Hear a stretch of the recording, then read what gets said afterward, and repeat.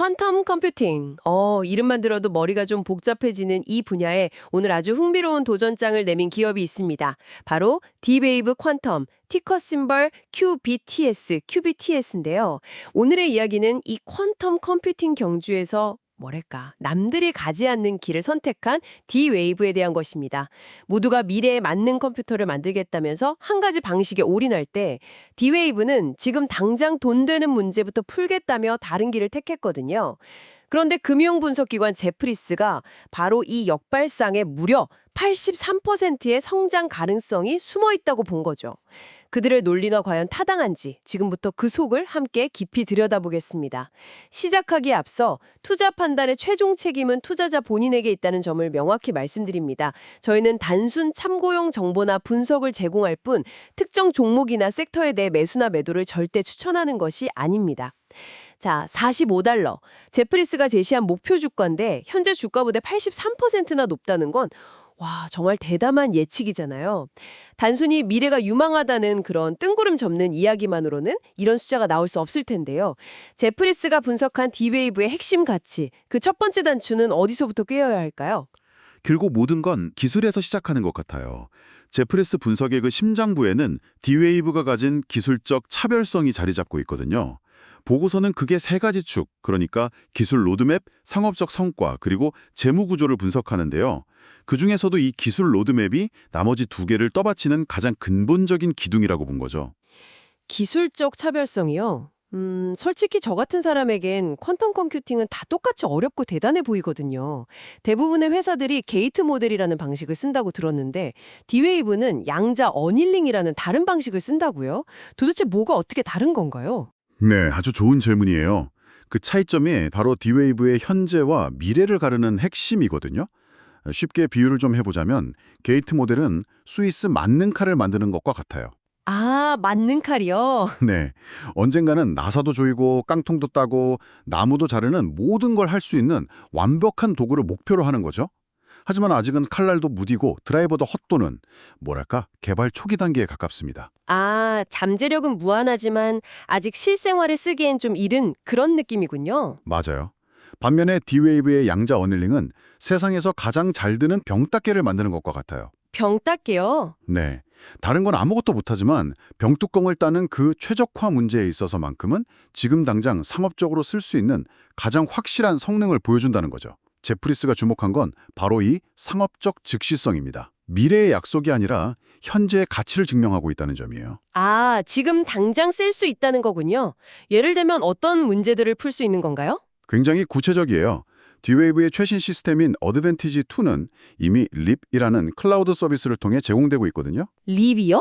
네, 고객사들은 이걸로 수천 대의 트럭이 다녀야 할 최적의 배송 경로를 찾거나 수백만 개의 금융상품 중에서 리스크가 가장 낮은 투자 포트폴리오를 짜는 데 활용하고 있어요. 전부 다 엄청난 경우의 수를 계산해야 하는 그런 최적화 문제들이죠. 그리고 제프리스는 이 즉시성이 아주 영리한 사업 모델로 이어진다고 분석했어요. 어닐링 퍼널이라는 개념으로 설명을 하는데요. 잠시만요. 어닐링 퍼널이라니 그게 무슨 뜻이죠? 보통 이런 거대 기술 도입은 회사가 정말 큰 결심을 하고 거액을 투자하는 방식이잖아요. 그런데 이건 마치 무료 샘플 써보고 마음에 들면 월정액 내고 구독하는 사스 모델처럼 들리네요. 퀀텀 컴퓨팅 같은 복잡한 기술에 그런 접근이 가능하다는 건가요? 정확히 보셨어요. 바로 그 점이 D-Wave의 무서운 점이죠. 고객들은 처음엔 이게 정말 될까? 하는 호기심으로 소액의 예산을 들여서 리프 서비스를 한번 이용해 봅니다. 네네. 그러다 자신들의 문제가 실제로 해결되는 걸 눈으로 확인하면 파일럿 프로젝트 예산을 늘리죠.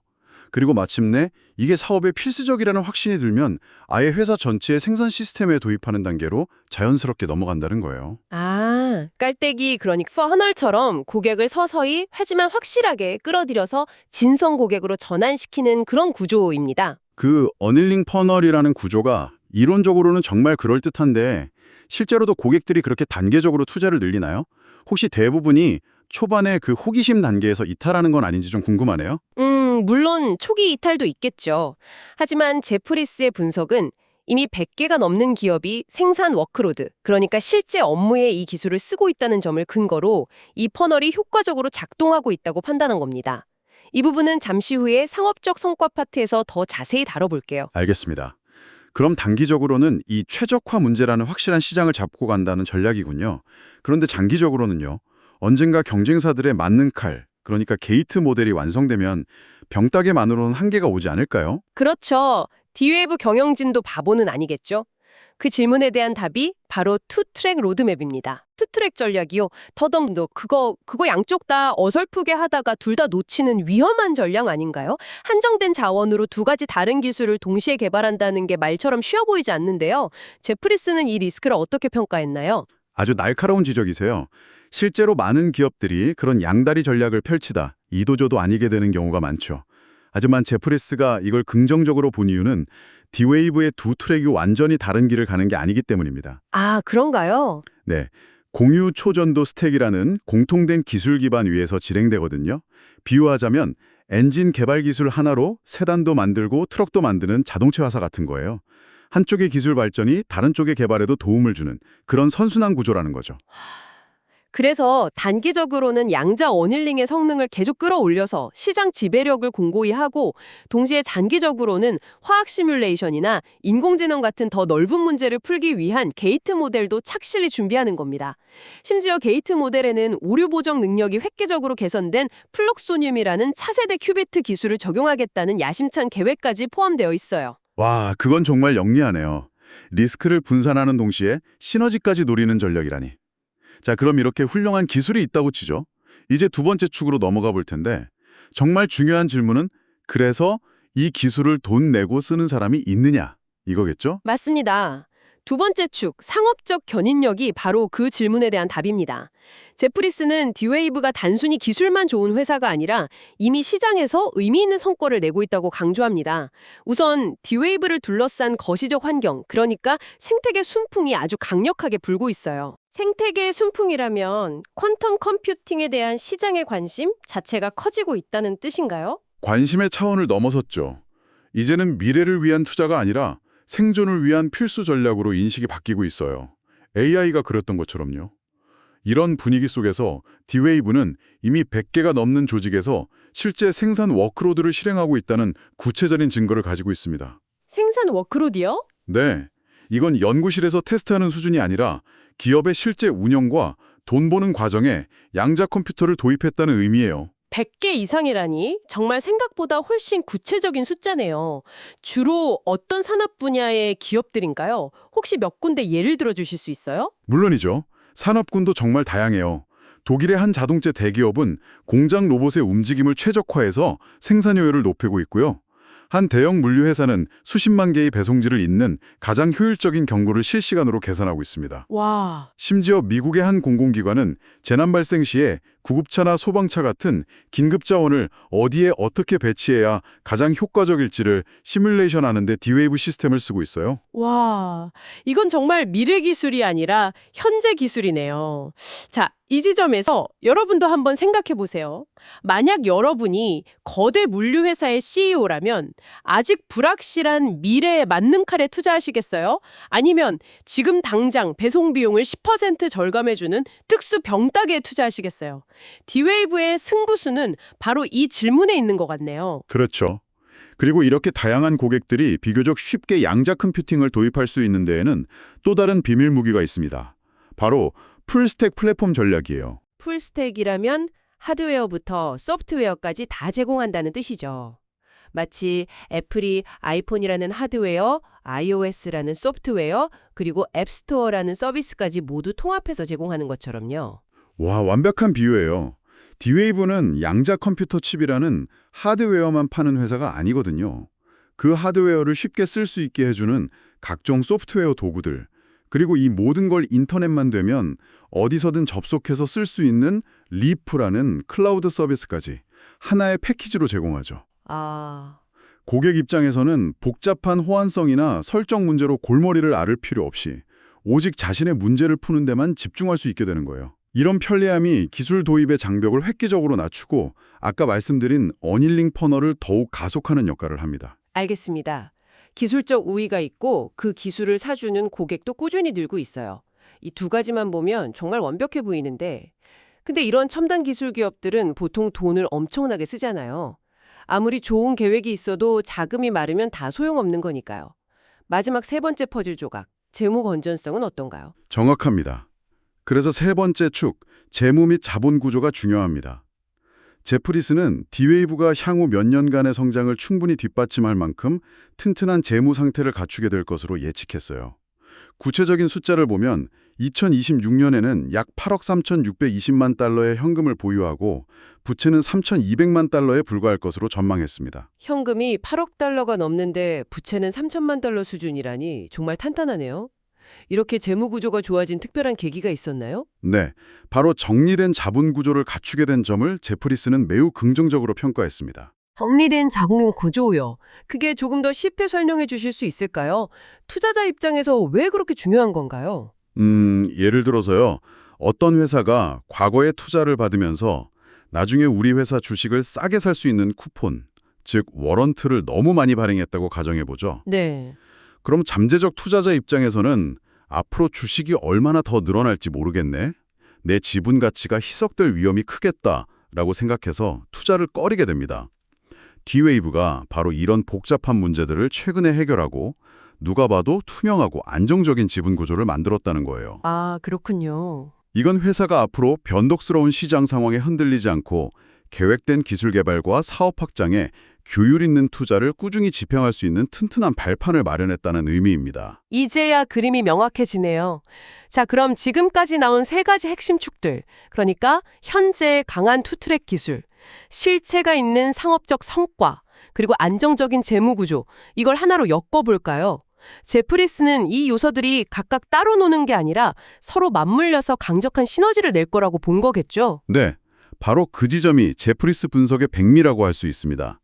이 세 가지를 아주 유기적으로 연결해서 D-웨이브의 종합적인 가치를 평가했다는 점이죠. 첫째, 경쟁 우위 관점에서 보면 양자 어닐링의 그 상업적 즉시성은 경쟁 게이트 모델 대비 확실한 시장 출시 시간 우위를 줍니다. 타임 투 마켓 어드밴티지요. 네. 그리고 이 기술적 우위가 곧바로 100개 이상의 고객 레퍼런스라는 구체적인 상업적 성과로 이어진 거죠. 기술이 어떻게 시장을 선점하는지를 명확히 보여주는 사례입니다. 그리고 둘째는 플랫폼 비즈니스 모델의 관점입니다. 립이라는 풀스택 플랫폼은 D-웨이브의 사업 모델을 단순히 하드웨어를 파는 제조업체에서 매달 구독료를 받는 서비스 기업으로 격상시켰어요. 이는 기업 입장에서 매우 안정적인 반복 매출을 창출하게 해주죠. 아, 일회성 판매가 아니라 구독 경제 모델을 퀀텀 컴퓨팅에 적용한 거군요. 와, 한번 그 플랫폼에 익숙해지고 자사의 시스템과 연동해 놓으면 다른 플랫폼으로 옮겨가기가 정말 쉽지 않겠네요. 소위 말하는 락인 효과가 엄청나겠어요. 바로 그겁니다. 고객의 이탈 비용, 스위칭 코스트를 자연스럽게 높여서 아까 언급했던 상업적 끈기를 더욱 강화하는 거죠. 이렇게 예측 가능한 반복 매출과 높은 고객 유지율은 기업 가치를 평가할 때 아주 높은 가중치를 받게 됩니다. 기술적 우위가 상업적 성과로 이어지고 그 성과가 다시 안정적인 구독 기반 비즈니스 모델로 굳어지는 완벽한 선순환 구조네요. 그렇죠. 마지막으로 이 모든 것을 감싸는 거시적 환경의 역할입니다. 퀀텀 컴퓨팅이라는 기술 자체가 산업의 판도를 바꿀 파괴적 기술, 디스럽티브 테크놀로지로 인식되면서 전 세계 정부와 거대 기업들이 이 분야에 막대한 자금을 쏟아붓고 있거든요. 네네. 이런 강력한 구조적 생태계 순풍 속에서 D-웨이브의 기술적 잠재력과 이미 확보된 상업적 견인력이 만나서 엄청난 시너지를 낼 최적의 환경이 조성되고 있다라고 지프리스는 최종적으로 판단한 겁니다. 와, 정말 모든 조각이 딱 들어맞는 느낌입니다. 정리를 해보자면 제프리스가 D-웨이브에 대해 이렇게 높은 목표 주가를 제시한 건 양자 어닐링이라는 실용적인 기술로 현재 시장을 선점하고 이걸 바탕으로 100개 이상의 충성 고객을 확보해 안정적인 구독 모델을 만들었으며 여기에 튼튼한 재무 구조와 폭발적으로 성장하는 시장 환경까지 더해져서 미래 성장성이 의심의 여지가 없다고 종합적으로 판단했기 때문이군요. 네, 완벽한 요약입니다. 기술적 가치, 현재의 상업적 성과, 그리고 미래의 성장 잠재력이라는 세 박자가 모두 맞아떨어진 결과가 반영된 평가라고 할 수 있죠. 오늘 분석을 통해 D-웨이브라는 기업을 정말 다각도로 그리고 깊이 있게 이해할 수 있었네요. 단순히 미래 기술이라는 뜬구름 잡는 이야기가 아니라 구체적인 전략과 성과를 가진 실체 있는 기업이라는 인상이 강하게 남습니다. 마지막으로 오늘 살펴본 내용을 바탕으로 우리가 한 걸음 더 나아가 생각해 볼 만한 질문이 있을까요? 흥미로운 질문을 하나 던져볼 수 있을 것 같아요. 제프리스의 분석은 D-웨이브의 현재 가장 큰 강점, 즉 최적화 문제 해결 능력에 크게 집중하고 있습니다. 하지만 만약 언젠가, 아마도 먼 미래일 수 있지만 경쟁사들의 게이트 모델 방식이 비약적으로 발전해서 양자 어닐링 방식으로는 도저히 풀 수 없는 매우 중요하고 새로운 종류의 문제를 해결해낸다면 그땐 시장의 판도가 어떻게 변할까요? D-웨이브가 준비하고 있는 그 투트랙 전략이 그 잠재적인 미래의 거대한 패러다임 변화에 대한 진정한 대비책이 될 수 있을지, 아니면 현재의 성공에 안주하게 만드는 요인이 될지 그 부분을 지속적으로 지켜보면서 고민해보는 것은 매우 의미 있는 사고 확장이 될 것입니다. 다시 한번 말씀드리지만 투자 판단의 최종 책임은 투자자 본인에게 있다는 점을 명확히 말씀드립니다. 저희는 단순 참고용 정보나 분석을 제공할 뿐 특정 종목이나 섹터에 대해 매수나 매도를 절대 추천하는 것이 아닙니다. 항상 여러분의 성공 투자를 기원합니다. 내용이 좋으셨다면 구독, 좋아요 부탁합니다.